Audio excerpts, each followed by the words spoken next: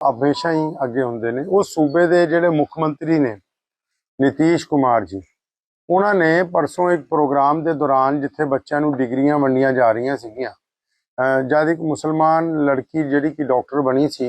वो अपनी डिग्री लैन दे लई, ऑनर लैन दे लई CM साहब के कोल पहुँचती है तो वो बड़ी ही मैं कहना कि गैर संविधानक हरकत करते हुए और अपने उन्होंने जिहड़ा इमोशनस है, मतलब उन्होंने जिहड़ा नज़रिया है वो बिल्कुल ही धार्मिक कट्टरवाद के उत्ते ले जाते हुए उन्होंने जब उस बेटी नूं प्रशंसा पत्र या डिग्री जो भी उन्होंने दिती,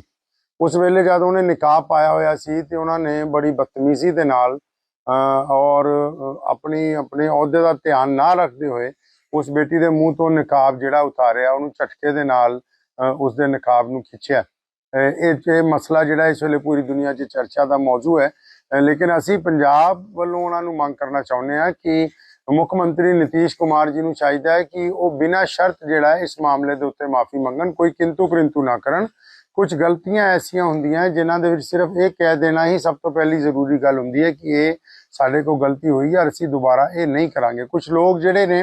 उन्हां दी हिमायत करते पे ने, कुछ राजनेता हिमायत करते पे ने, वो समझते भी एक मुख मंत्री है और अगर इन्हें कोई गलत काम किया है तो उल्टा इनू बचाना चाहिए, किसी तरह डैमेज कंट्रोल करना चाहिए। तो मैं उन्होंने लीडरां नूं भी कहना चाहुंदा कि घट्टो घट्ट एक बार अपनी माँ भैन नूं ही घर जाके देख लैन। साडे मुल्क दे विच ये रिवाज है कि अगर कोई मुसलमान बेटी नकाब पहनती है या कोई सिखां दी धी जिहड़ी है सिर ते दस्तार सजाती है या कोई हिंदू भैन जिहड़ी है सिर ते आंचल लैके तुरदी है, तो असीं उहनूं रिस्पैक्ट दिंदे, सत्कार दिंदे, ना कि बदतमीजी करने की कोशिश करते हैं। इसलिए बिहार के मुख्यमंत्री ने जो कुछ भी किया है ये समाजिक तौर पर भी कबूल नहीं है, धार्मिक तौर पर भी कबूल नहीं है, कानूनी तौर के उत्ते भी कबूल नहीं है। कोई भी बंदा भावें वो जिड्डे मर्जी वड्डे अहुदे के उत्ते बैठ जाए, अगर वो अपने अहुदे का गलत इस्तेमाल करता है तो मैं समझदा हाँ कि उसका संज्ञान लेना चाहिए, पुछ होनी चाहिए, कार्रवाई होनी चाहिए। तो हुण सारे महिला आयोग चुप है, बिहार वाला महिला आयोग भी चुप है, केंद्र वाला महिला आयोग भी चुप है, तो उदा का बड़ा रौला पाते हैं। एक वड्डा बंदा जिहड़ा अपने अहुदे ते बैठ के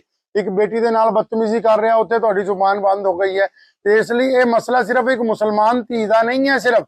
ये पूरियां बेटियां का मसला है, भावें किसी भी धर्म के नाल संबंध रखदियां है। तो अज अगर इनू आपां नहीं टोकांगे, अगर आपां सारे मिलके आवाज नहीं चकांगे, कल नू कोई होर भी बंदा जिहड़ा किसी वड्डे अहुदे ते बैठा है वो किसी भी धी भैन की बेइज्जती कर सकता, कुछ भी कह सकता वो अपने। इसलिए सारे धार्मिक लोगों नू, राजनीतिक लोगों नू मैं अपील भी करदा कि उन्होंने इस मामले के उत्ते नीतीश कुमार के खिलाफ जिहड़ी है अपनी विरोधता दर्ज करनी चाहिए।